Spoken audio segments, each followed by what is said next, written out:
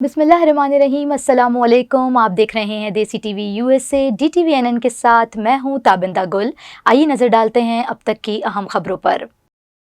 पाकिस्तान के हवाले से डॉक्टर जाकिर नाइक की चशमकुशा गुफ्तगू।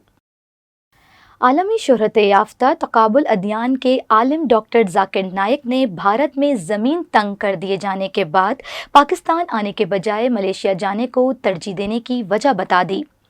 पाकिस्तानी यूट्यूबर को इंटरव्यू में मारूफ इस्लामी स्कॉलर डॉक्टर जाकिर नाइक ने अपनी ज़िंदगी के अहम वाक़यात पर खुलकर गुफ्तगू की। इस इंटरव्यू को चंद घंटों में ही लाखों अफराद ने देखा। इंटरव्यू में यूट्यूबर ने डॉक्टर जाकिर नाइक से पूछा कि वो भारत छोड़ने के बाद मलेशिया क्यों चले गए, हालांकि पाकिस्तान भी आ सकते थे। डॉक्टर जाकिर नाइक ने जवाब दिया कि मेरे लिए पाकिस्तान जाना ज़्यादा आसान था।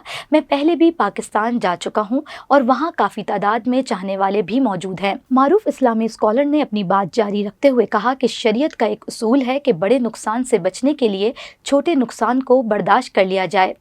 डॉक्टर जाकिर नाइक ने कहा कि पाकिस्तान आने की सूरत में भारत मुझे ISI का एजेंट करार देता और झूठा प्रोपेगेंडा करके मेरा इदारा भी बंद करवा सकता था, जिससे दीन की तबलीग का काम मुतासिर होता।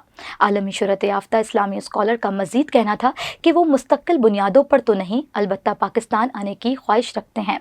अगर कोरोना वबा ना आती तो शायद 2020 में पाकिस्तान में होता, ताहम अब जल्द पाकिस्तान का दौरा करूँगा।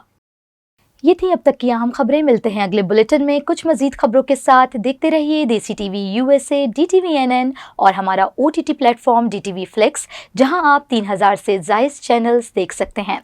So stay tune and stay with us.